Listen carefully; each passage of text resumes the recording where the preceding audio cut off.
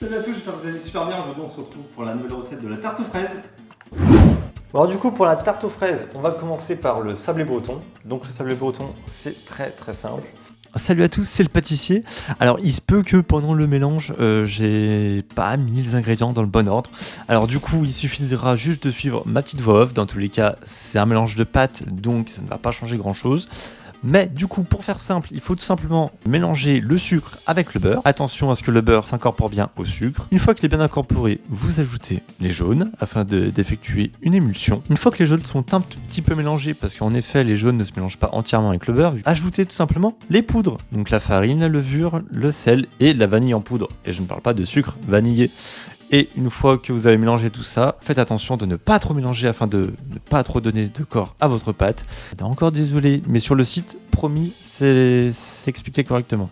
Allez, bisous. On va finir notre sablé breton. Donc là les sablés bretons, il n'y a pas besoin de laisser reposer. Vraiment pas besoin. On va venir l'étaler vite fait à la taille du cercle en fait, tout simplement.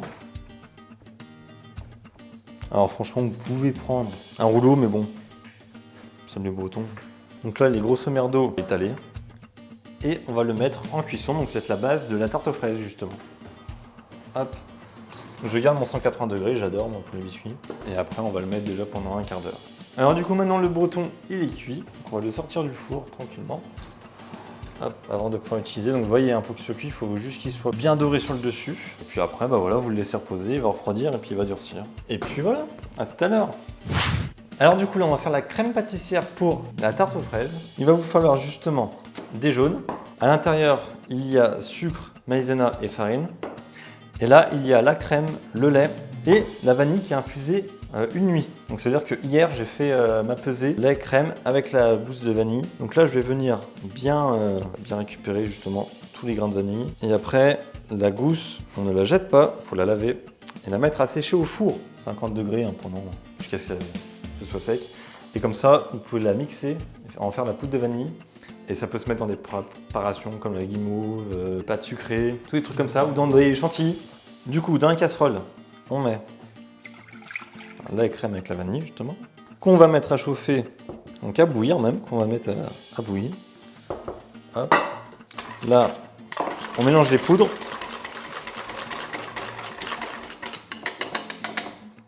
On verse sur les jaunes justement. Hop. Du coup, le principe de la crème pâtissière, c'est le lait. Une fois qu'il bout, on verse une partie sur le mélange jaune et poudre. On mélange, on reverse sur la casserole et on fait épaissir. Et après, on ajoute du beurre en fin de cuisson. De cuisson même. C'est un fin de cuisson. Alors pour vous dire que la journée est longue, ok? Alors du coup, là le lait bout, donc le lait bout chouette alors. On met une petite partie dans ce mélange. On met une petite partie dans ce mélange, on mélange justement.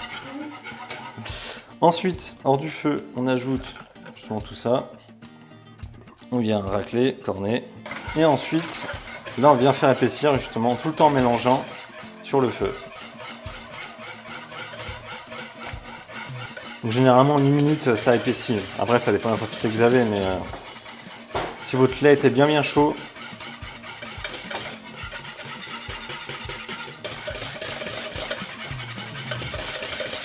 vous voyez, moi c'est déjà presque bon là. Une fois que vous avez une bonne crème comme ça onctueuse, vous arrêtez la cuisson et on ajoute le beurre. Hop. Et après, c'est pareil, on remélange. Il faut bien s'assurer que le beurre soit fondu parce que là par exemple si vous mettez au frigo et qu'il reste encore des morceaux de beurre, et une fois que ce sera froid il y aura encore des morceaux de beurre et puis en bouche c'est pas très agréable. Et ensuite on va venir la débarrasser justement sur un film. Il ne faut pas que ça croûte, il faut que ce soit bien filmé au contact. Hop. Une fois qu'il est dessus, vous venez refermer par dessus comme ça.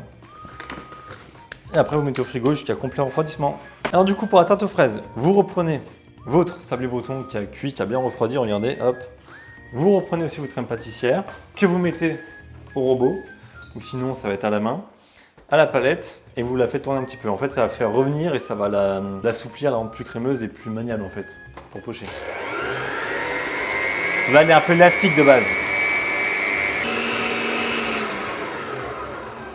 Vous voyez, là en fait, elle est plus maniable en fait. Ça va être plus simple pour la pocher ou autre. D'ailleurs, il faut de la crème pâtissière froide. Hein. Ah, elle est bien froide. Hein. Faut pas qu'elle soit encore chaude. Je détaille ma poche, pas trop gros non plus. Et là, je vais former un beau cordon.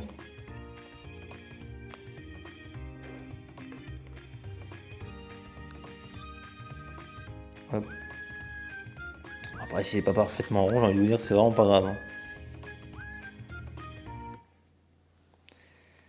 Et il faut pas aller trop au bord. Vous voyez, là on est bien, là on est parfait.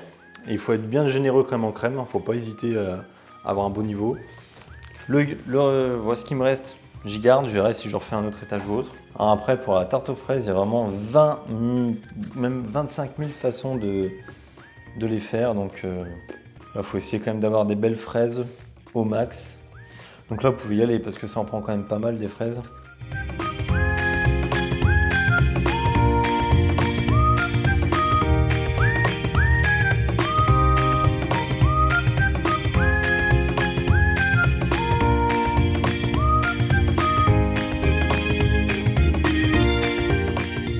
Moi, ce que je fais au boulot, c'est que je fais un contour comme ça, et après, au milieu, on fait un peu un bordel désorganisé. Un bordel organisé, pardon. Je fais un bordel désorganisé, c'est le but d'un bordel. Je connais un bordel organisé. Personne peut me canaliser. Eh ben, c'est pas pareil.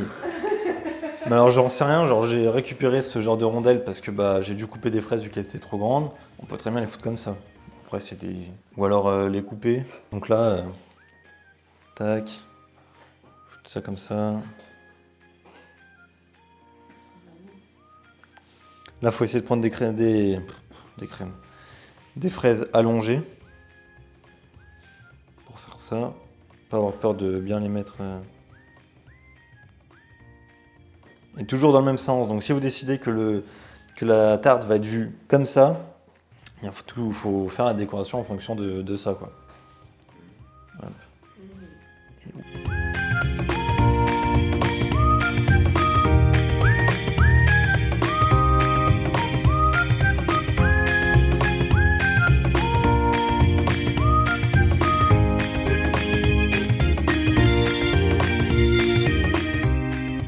Faut être généreux, donc hop, et en foutre de partout.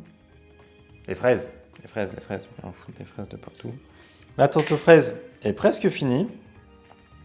Moi, ce que j'adore rajouter, c'est un peu de chantilly dessus. Parce qu'il y a toujours des points de crème, des points un peu moins jolis, puis ça va donner un peu de couleur. Et tu sais. Du coup, on va faire la chantilly. Donc pour faire une chantilly, ce qu'on utilise, donc après, sinon vous prenez de la crème 35 ou 30%, spécial foisonnement, et après vous mettez 10% de sucre glace. Sauf que au boulot on a découvert ça, c'est génial. Donc là forcément avec de la crème de bray c'est toujours meilleur. Prenez de la 36 ou de la 40%, là j'ai mis 50 grammes, il en faut vraiment pas beaucoup pour le moment. Là on vient juste sur une petite déco. Et là vous mettez 8% de sucre glace. Donc ça, hein, vanille séchée qu'on a mixé. Et après, toujours tamiser, parce que regardez, hein, là on est vraiment sur... Et après, vous mélangez avec vos bras. Parce que franchement, c'est le batteur pour ça.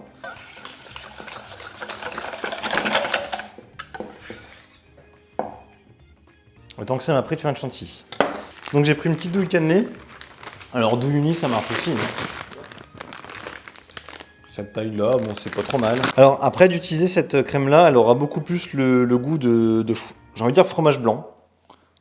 Voilà, elle aura beaucoup plus le goût de fromage blanc. Donc c'est un choix après dans un produit. Hein. Après. Pas peu important.